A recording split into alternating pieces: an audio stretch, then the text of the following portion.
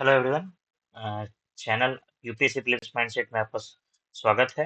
मैं आपका फ्रेंड पार्थ वापस से लेकर के आया हूँ। जो हम लोग पीवाईक्यू सेशन कर रहे थे, बीच में कुछ टेक्निकल रीजन से और कुछ हेल्थ इश्यूज की वजह से ये डिसकंटिन्यू हो गया था, बट उसे अब हम कंटिन्यू कर रहे हैं और बखूबी कंटिन्यू रहेगा ये चैनल। ठीक है, लेक्चर्स आते रहेंगे। ठीक है, किस चीज़ के आएंगे वो प्रेडिक्ट करना मुश्किल है। पहले अभी पीवाईक्यूज की सेशन हम लोग कर लेते इकॉनमी की, फिर आगे डिसाइड करेंगे। तो विदाउट वेस्टिंग टाइम हम लोग स्टार्ट करते हैं। और इस जो इस सेशन में हम लोग करने जा रहे हैं वो है आपका इकोनॉमी की पीवाईक्यू। तो इकोनॉमी की जो पीवाईक्यू है वो हम लोग का जो चैप्टर है दैट इज एग्रीकल्चर्स ऑफ। आज हम करने जा रहे हैं सेक्टर्स ऑफ इकोनॉमी। क्या करने जा रहे हैं? सेक्टर्स ऑफ इकोनॉमी, जो कि पेज नंबर 252 के आसपास है। हाँ, एक सेकेंड। सेक्टर्स ऑफ इकोनॉमी, चलिए। तो let us begin from here. तो पहला सवाल जो है वो है, circular economy reduces the emissions of green house gases. आज आपको स्क्रीन भी बड़ा लग रहा होगा, कुछ मैंने चेंजेस किए हैं टेक्निकल रीजन से, है ना। Circular economy reduces the emissions of greenhouse gas. ठीक है, ये एक ट्रू स्टेटमेंट है। Circular economy reduces the use of raw materials as inputs. बिल्कुल सही बात है। जैसे कि शुगर केन बनता है तो उससे जो मोलासेस आते हैं, बगासी आती है, उसका कुछ और इंडस्ट्री में यूज होना, तो this is a true statement. Circular economy reduces wastage in the production of process. बिल्कुल सही बात है। जो वेस्टेज है उसको हम रीयूज कर रहे हैं। तो both word 2 and 3 are correct, बिल्कुल सही है। And both of them explain statement 1, सही बात है। तो अगर वो रीयूज हो रहा है तो एमिशन ऑफ ग्रीन, क्योंकि कुछ चीजें जैसे कि वेस्ट प्रोडक्ट प्रोड्यूस जो है ना, वो अगर रीयूज नहीं होंगे तो ग्रीन हाउस गैसेस को वो एमिट करते हैं, तो उसको रिड्यूस करता है। सो मेरे हिसाब से 1 इज द राइट आंसर। ठीक है, नेक्स्ट। नेक्स्ट हम लोग आगे बढ़ते हैं, that is second. Consider the following statements about राष्ट्रीय गोकुल मिशन, है ना। राष्ट्रीय गोकुल मिशन आप पढ़े होंगे। राष्ट्रीय गोकुल मिशन, तो it is important for the it is important for the upliftment of rural poor as majority of low producing and animals are with small and marginal farmer and landless labor। बिल्कुल sensible statement है ना, कि भाई generally जो गरीब है, किसान होते हैं, है ना। देखिए, राष्ट्रीय गोकुल मिशन क्या है? राष्ट्रीय गोकुल मिशन जो है वो सीमेन को अच्छा करना, ब्रीड को अच्छा करना, इसलिए 2014 में लॉन्च हुआ था। कब लॉन्च हुआ था? 2014 में। तो ऑब्वियस सी बात है, जो ये इस तरह के ब्रीड होते हैं ये ज्यादा गांव के गरीब किसान के लिए होते हैं। तो this statement is true. It was initiated to promote indigenous cattle and buffalo rearing, conservation in a scientific and holistic manner। सही बात है। जो हमारी देसी गाय है ना, जो गाय का ब्रीड है उसको उनके फर्टिलाइजेशन कराना, उनका आप यूं कहे कि इन विट्रो ब्रीडिंग टेक्निक को बढ़ाना, सीमेन को यूज करके उन्हें प्रमोट करना था। तो this is true, so both are correct. With reference to the sectors of Indian economy, consider the following statements. How many are correctly matched? आपको बताना है कौन सा प्राइमरी, कौन सा सेकेंडरी, कौन सा tertiary. Storage of agriculture produce secondary, बिल्कुल कंफ्यूज नहीं होना है। एग्रीकल्चर जो है भले वो प्राइमरी है लेकिन उसका स्टोरेज है वो secondary, true. Dairy farm, that is dairy farm. अब डेयरी फार्म जो है वो करेक्टली मैच, तो पहला करेक्ट मैच है। Next, dairy farm. Dairy farm एक प्राइमरी है। आप गाय भैंस पालते हैं, जैसे primary primary sector of economy. Mineral exploration tertiary नहीं, ये तो सर्विस सेक्टर में होता है। Mineral exploration is not tertiary, है ना। मिनरल एक्सप्लोरेशन इज, आप एनसीईआरटी पढ़े होंगे, primary sector. Weaving cloth, weaving cloth भाई देखिए, वीविंग क्लॉथ जो है वो एक क्या है? सेकेंडरी सेक्टर है, छोटे से स्मॉल स्केल इंडस्ट्री है। तो 1 2 3, ओनली 3 इज द करेक्ट, है ना। एक सेकेंड, कितना करेक्ट मैच है? स्टोरेज ऑफ एग्रीकल्चर प्रोड्यूस, एक सेकेंड, एक एरर है यहाँ पे। स्टोरेज ऑफ एग्रीकल्चर प्रोड्यूस जो है दिस इज नॉट, इसको हम उसमें नहीं काउंट करेंगे सेकेंडरी में। दिस इज अ, एक सेकेंड, ये क्या हो रहा है? दिस इज अ प्राइमरी, ये थोड़ा सा एक गलत स्टेटमेंट है। Storage of agriculture produce is not also primary, this is tertiary sector, है ना। This is a tertiary service sector. So not only two are correct. Which of the following countries are well known as the two largest cocoa producers in the world? सबको पता है, घाना and quote d'Ivoire। अगर आप dairy milk का या बॉर्नविली का प्रचार भी देखे होंगे तो देखिए कैसे अपने कॉमन सेंस से इसको सॉल्व किया जाता है। बॉर्नविली चॉकलेट का अगर आप एड भी देखते हैं ना, तो ये सवाल आप बना सकते थे। उसमें बताते हैं कि best cocoa from Ghana and all, ठीक है। तो देखिए दिमाग हमेशा खोल करके रखना है यूपीएससी की जब आप प्रिपरेशन कर रहे होते हैं। Next, which of the following best describes the concept of small farmer large field? A small farmer large field. देखिए, the settlement of a large number of people uprooted from their countries due to war by giving them a large cultivable land which they cultivate, ऐसा कोई नहीं concept है, गलत बात है। Many marginal farmers in an area organize themselves into groups and synchronize and harmonize selected agriculture operations. ये देखिए बिल्कुल एनसीईआरटी की लाइन है as it is, ये सही बात है। स्मॉल फार्मर लार्ज फील्ड का कॉन्सेप्ट यही कि बहुत सारे फार्मर्स जो हैं वो अपने को छोटे छोटे ग्रुप में ऑर्गेनाइज करते हैं और अपने अपने रिसोर्सेज को पुल करते हैं और एग्रीकल्चर ऑपरेशंस को सिंक्रोनाइज करते हैं, ठीक है। Next, sixth, the government of India provides minimum support price for niger seeds. अब देखिए government of India provides minimum support price for niger seeds. ये अगर आप एमएसपी जो 23 क्रॉप्स के लिए होता है उसमें आप देखेंगे तो this is true statement. Niger is cultivated as a kharif crop. Niger is cultivated as a kharif crop, ये भी सही स्टेटमेंट है। Some people in India use Niger oil for cooking, ये भी true है, all three। अब देखिए ऐसे सवाल मैं रहता ना, ये फैक्ट हाईली फैक्चुअल बेस्ड है, मैं पेपर में छोड़ देता क्योंकि एक भी गलत होगा आंसर गलत हो जाएगा, है ना। Next, with reference to water credit, consider the following statements. It puts microfinance tools to work in the water and sanitation sector। देखिए ये बिल्कुल जो है ये सही स्टेटमेंट है कि वाटर क्रेडिट क्या है, वो छोटे छोटे माइक्रो फाइनेंस समझते हैं ना, छोटे लेवल की फंडिंग को यूज करके सैनिटेशन सेक्टर और वाटर सेक्टर में सुधार करता है। It is initiative under aegis of WHO and World Bank. देखिए ये स्टेटमेंट गलत है, ये डब्ल्यूएचओ और वर्ल्ड बैंक के अंदर में इनिशिएटिव नहीं है, ये water dot O R G और गवर्नमेंट ऑफ इंडिया का है। Water dot O R G and government of India का है। उस समय न्यूज में था ना 2021 के समय, हालांकि मैंने क्वेश्चन छोड़ दिया था पर बाद में मैंने देखा ही। It aims to enable poor people to meet their water needs without depending on subsidies। बिल्कुल सही बात है, इसका माइक्रो फाइनेंसिंग ही इसका मेन रीजन है, कॉज है, ताकि गरीब लोग को वाटर नीड मिल सके बिना सब्सिडी के। Next, 36% of India district classified as over exploited और क्रिटिकल बायो। देखिए अब ये बिल्कुल फैक्चुअल था लेकिन ये ट्रू स्टेटमेंट है ना। इसमें मैंने तुक्का लगा था और ये सही सही हो गया था। नहीं ट्रू नहीं था, सॉरी, ये 60%, सॉरी 60, 36 में 60% होते हैं, है ना। तो कितने जो हैं जो वाटर वाटर स्ट्रेस जो ब्लॉक्स है हम लोग के यहाँ, वो ऑलमोस्ट 60% है। कितने हैं? 60% वाटर स्ट्रेस्ड है, नॉट 36 ओवर एक्सप्लॉइटेड, है ना। वाटर ओवर एक्सप्लॉइटेड क्रिटिकल जो हमारे ब्लॉक्स हैं। तो this is a wrong statement. ये बिल्कुल मैंने तुक्का लगाया था, मुझे याद है, और भी सही हो गया था, ठीक है। Next, the central water ground authority, central ground water authority was found under the environmental. बिल्कुल ये ट्रू है, दिस इज ट्रू। देखिए कैसे मैं तुक्का दे रहा था, ये मुझे पता था कि ट्रू ट्रू है, तो ट्रू ट्रू है मतलब ये ऑप्शन हट गया, ये ऑप्शन हट गया। अब थ्री देख रहा था, India has the largest area under ground water irrigation in the world, ये भी ट्रू है, शायद मैंने रीजन की मैगजीन में पढ़ा था। तो 2 and 3 became the right answer. ये गलत है, ये अप्रोक्स 60% था, है ना। अब लेटेस्ट डेटा तो नहीं पता, उस वक्त अप्रोक्स 60%। नेक्स्ट, थोड़ा सा मैं इसे एनलार्ज कर दूं।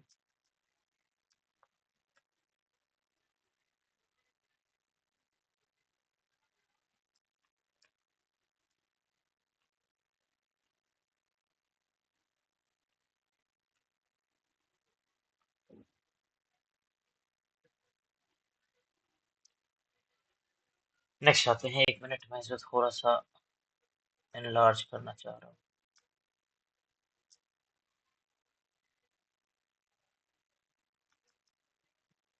थोड़ा सा मेरे लिए नया सिस्टम है तो मैं इस पे थोड़ा सा हाथ बैठाने की कोशिश कर रहा हूँ।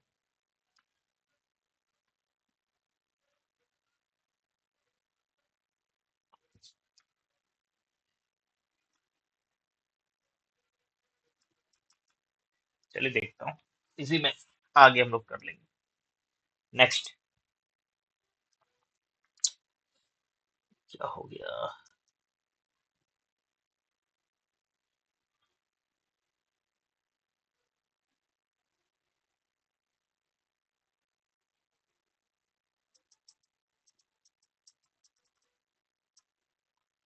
एक सेकंड, थोड़ा नया सिस्टम मेरे लिए इश्यू आ रहा होगा।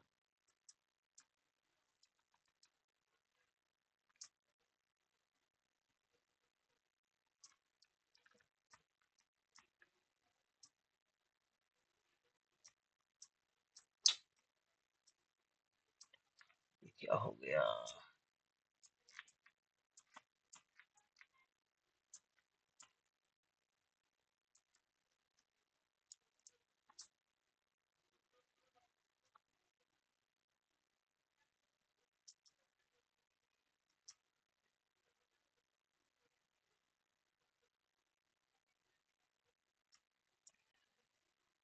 Sorry for disturbance.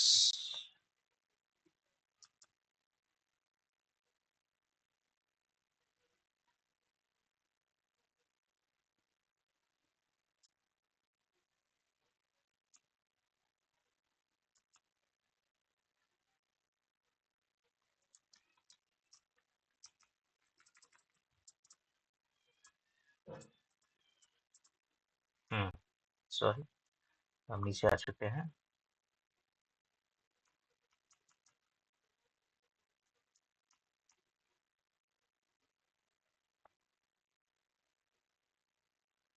चलिए next.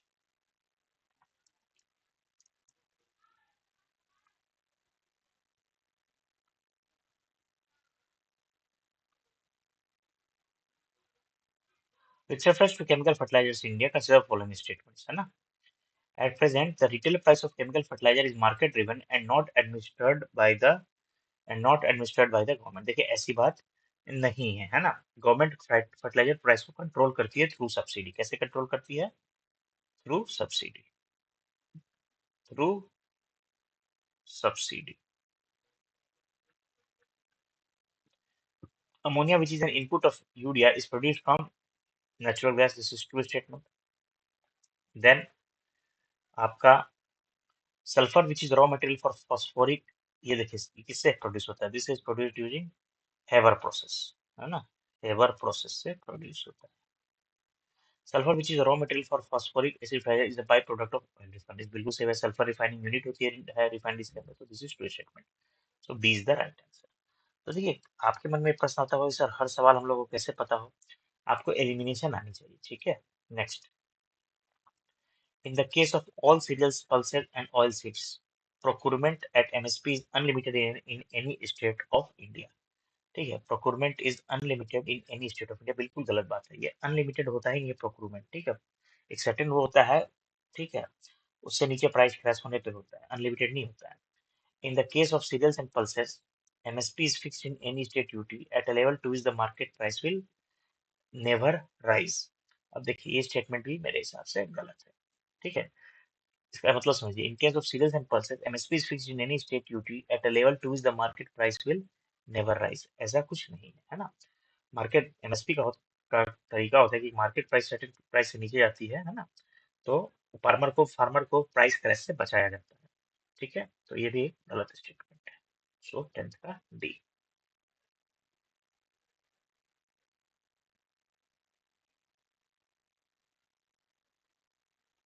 Which of the following factors policies were affecting the price of rice in India in the recent past? कौन कौन से फैक्टर प्राइस राइस को अफेक्ट करते हैं? चाहे पॉजिटिव चाहे नेगेटिव। एमएसपी करता है, गवर्नमेंट की ट्रेडिंग करती है, स्टॉक पाइलिंग करती है, सब्सिडी करती है। So all are the right. ये तो बहुत ही नॉर्मल सा क्वेश्चन था, right answer. Next. In India which of the following can be considered as public investment in agriculture? Public investment जैसे रोड बना दिया, कुछ इरिगेशन के लिए हेल्प कर दिया, है ना? इसको कहते हैं। फिक्सिंग एमएसपी नहीं, बिल्कुल, ये तो बिल्कुल ही एम्बर बॉक्स को वायलेट करता है। कंप्यूटराइज मतलब करता है, भले उसको पीस क्लॉज लगा कर रोका गया है। कंप्यूटराइजेशन ऑफ पीएससीएस, बिल्कुल सही बात है। मतलब आप समझ रहे हैं कि उसकी डेवलपमेंट करना, ना कि पैसा देना, सब्सिडी देना। सोशल कैपिटल डेवलपमेंट, बिल्कुल सही बात है। फ्री इलेक्ट्रिसिटी नहीं। वेवर ऑफ एग्रीकल्चर लोन नहीं। Setting of cold storage facilities, बिल्कुल सही बात है। So this is 2, 3 and 6 is the right answer. इसका मतलब आप क्या समझे? पब्लिक इन्वेस्टमेंट मतलब कि जिससे इन्वेस्टमेंट की बेहतरी हो, ये नहीं कि आप किसानों का लोन माफ कर रहे हैं। ये तो पॉपुलिस्ट टेंडेंसी है ना, एक तरह से आप ऐसे दिमाग में रख सकते हैं कि जो नॉन पॉपुलिस्ट चीजें होती हैं ना, नॉन पॉपुलिस्ट जो मेजर्स होते हैं, जैसे सब्सिडी देना, लोन माफ करना, वो नहीं होता है पब्लिक इन्वेस्टमेंट। ठीक, next. 11. The economic cost of food grains to the FCI. थोड़ा सा इसको मैं चेंज कर दूं. The economic cost of food grains to FCI in India is MSP if any and bonus if any paid to the farmer. मतलब पूछ रहा है कि एम की FCI को जो public economic cost of food क्या क्या होता है, तो याद रखिएगा procurement plus distribution. Procurement plus distribution का जो पूरा खर्च है ना, वो शेयर करना पड़ता है किसको, FCI को. Procurement and distribution cost, that is 13 का सी. With reference to organic farming in India, consider the following. Sikkim है फर्स्ट फुली ऑर्गेनिक स्टेट, बिल्कुल इस वक्त का लेटेस्ट न्यूज था और ये सही बात है. The MPOP is operated under guidelines of Ministry of Rural Development. गलत बात है. NPOP जो है, समझिएगा, इवन मिनिस्ट्री ऑफ एग्रीकल्चर के तहत नहीं आता है. NPOP जो काम करता है वो मिनिस्ट्री ऑफ कॉमर्स के तहत काम करता है. ठीक. APIDA functions as a secretariat for the implementation of NPOP. So this is correct statement. 14 का 2 and 3 is the right answer. Next. तो देखें आप कैसे एलिमिनेशंस हो रहे हैं. As per the NSSO 70th round of Situation Assessment Survey of Household, consider the following statement. Rajasthan has the highest percentage of share of agriculture households among its rural households. ये बिल्कुल सही उस वक्त जो NSSO की सर्वे news में थी वहां से प्रश्न उठाया गया था और उसमें बिल्कुल ही सही बात है. राजस्थान का highest percentage. Out of total agriculture household in the country, a little over 60% belong to OBC. नहीं, ये स्टेटमेंट जो है, जो मेरे हिसाब से ये स्टेटमेंट जो है ये गलत था. ठीक है.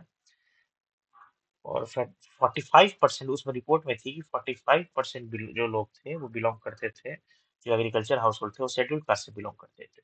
तो अब 60% ओबीसी से कैसे बिलोंग करेंगे, वो 105 हो जाएगा, है ना. In Kerala little over 60% of agriculture household reported to have received maximum income from sources. ये बिल्कुल ट्रू स्टेटमेंट. तो देखिए ऐसा स्टेटमेंट, ये क्वेश्चन आज आपको भेज लगेगा, तो उस समय बिल्कुल न्यूज में था, तो जो भी पढ़ के गया था, जैसे मैं भी गया था, तो आइडिया था. So 1 and 3 is the right answer, C. Next. किस किस चीज के लिए जो गवर्नमेंट ऑफ इंडिया है वो MSP देती है ना. तो समझिएगा, गवर्नमेंट ऑफ इंडिया इसमें देखिए MSP जो होती है वो 23 क्रॉप्स के लिए देती है और शुगर केन के लिए मतलब FRP देती है, उसको भी उसमें जोड़ लिया जाता है ना. तो कुल मिलाकर 23 क्रॉप के लिए देती है, जिसमें सीरियल्स होते हैं, पल्सेस होते हैं, ऑयल सीड्स होते हैं, कमर्शियल क्रॉप्स होते हैं ना. लेकिन टोबैको ये सब नहीं होता. तो अगर मैं इसमें देखूं तो 1 अरेका नट, इसके लिए कोई MSP नहीं होता. 3 कॉफी के लिए कोई MSP नहीं होता. बार्ली के लिए होता, फिंगर बिलेट के लिए होता, ग्राउंडनट के लिए होता, सिसमम के लिए होता, और टर्मरिक के लिए भी कोई MSP नहीं होता. तो आप देखिए 1 2 3 4, जो बेसिकली 16 का B is the right answer. अब देखिए ये जिसको 23 आप निमोनिक से याद कर सकते हैं, किस किस की चीज के लिए MSP गवर्नमेंट ऑफ इंडिया देती है. ठीक है. नेक्स्ट. मैंने तो छोड़ दिया था. What are the advantages of, यहाँ पे देखिए मैं आपको एक क्वेश्चन दे रहा हूँ, सावधानी दे रहा हूँ ना. क्वेश्चन ये है कि कुछ लोग जो कहते हैं, जो ट्रिक वाले बाबा होते हैं यूट्यूब पे, वो कहते हैं कि भाई आप इसमें पूरा ही वो ऑल जनरली यूपीएससी करता है ना. तो देखिए ऑल के चक्कर में आप जाते तो हैं, हालांकि ऑल तो ऑप्शन था ही नहीं. ऑल के चक्कर में लोगों का आंसर काफी अब गलत होने लगा. एक जमाने में ये सच्चाई थी कि यूपीएससी जो है वो ऑल मारने पे बहुत आंसर देता था. पर जैसे कई सारे अब आने लगे हैं एग्जाम्पल्स, आप पिछले खासकर 2022-23 से, जहां ऑल के चक्कर में कई लोग बहुत भयंकर फेरा में फंसे हैं. ठीक है. आइए next. What are the advantages of national agriculture market scheme. It is eNAM है ना, नेशनल एग्रीकल्चर मार्केट ईनैम.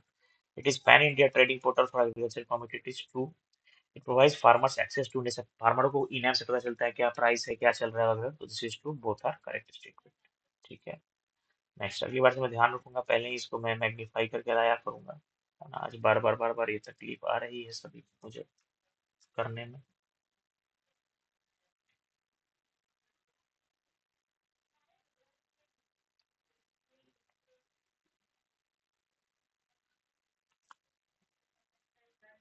चलिए मैं कर देता हूँ वरना टाइम बर्बाद होता है. Next. Why does the why does the government promote the use of Neem coated urea. भाई देखिए नीम कोटेड यूरिया एक बहुत ही इम्पोर्टेंट इनोवेशन रहा एग्रीकल्चर में।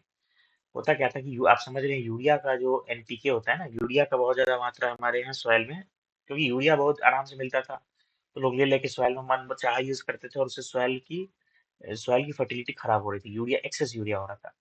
तो नीम कोटेड यूरिया बनाया गया है ना।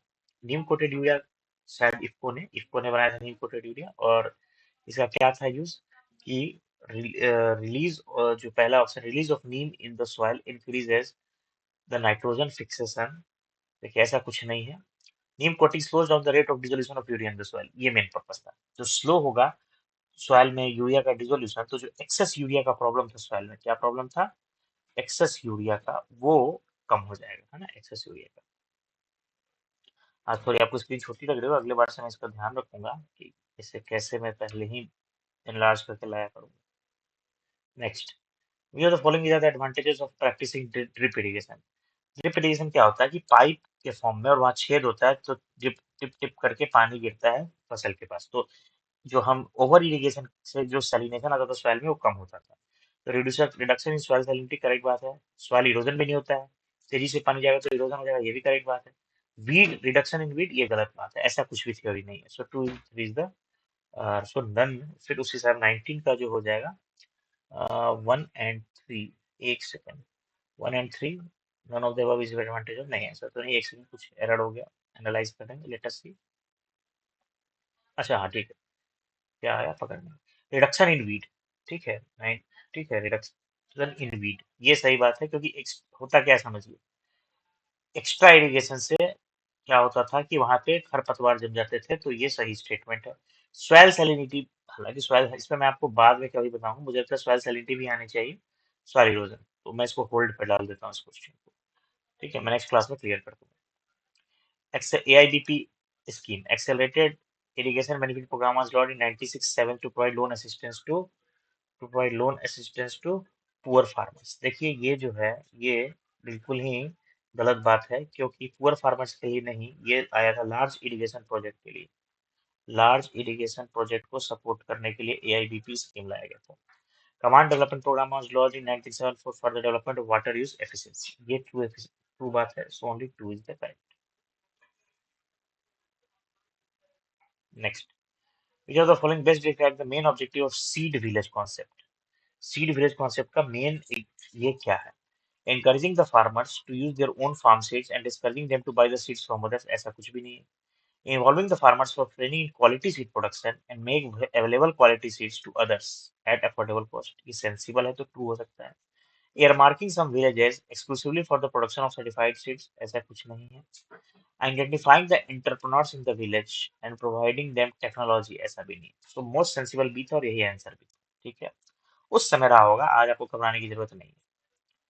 The distribution, the substitution of steel for wooden blocks in agriculture production is an example of labor augmented technical progress, capital augmenting technical process, capital reducing technological progress। ये तो बिल्कुल ही आपका क्या कहते हैं गलत बात है। ये आएगा सही answer, capital augmenting technological process. इसका मतलब ये हुआ कि प्रोडक्टिविटी कैपिटल गुड्स की कैसे बढ़ रही है, कैपिटल गुड्स का ना, जो औजार हम यूज करते हैं दैट इज कैपिटल गुड्स, तो उसकी प्रोडक्टिविटी बढ़ रही है। पहले वुडन प्लो था और अब स्टील प्लो है, तो प्रोडक्टिविटी बढ़ रही है, और ये कैपिटल गुड्स है, तो capital augmenting technological progress is the right answer. In India, markets in agriculture products are regulated under, आपको भी पता है एग्रीकल्चर मार्केट एपीएमसी एक्ट है, agriculture produce marketing committee act. बहुत सारे मीन्स के क्वेश्चन भी आपने देखे हैं कि किस तरीके से इसमें रिफॉर्म्स होने चाहिए। तो 23 का B last. FRP is approved by, देखिए अप्रूवल तो हमेशा कैबिनेट कमेटी ही करती है, और सजेशन रिकमेंडेशन सीएसईपी देती है, एफआरपी और एमएसपी दोनों पे। तो 24 का ए इज द राइट आंसर, ठीक है। आई होप आपको सेशन पसंद आया हो। नई टेक्निक आई है तो थोड़ा सा इसमें दिक्कत हो रहा था, मैं जल्द आपको इसमें आप हैबिचुअल हो जाऊंगा तो कोई दिक्कत नहीं है, ठीक है। तो आज का लेक्चर में स्टॉप करता हूँ, थैंक यू, मिलते हैं नेक्स्ट लेक्चर के साथ जल्द। जय हिंद, जय भारत।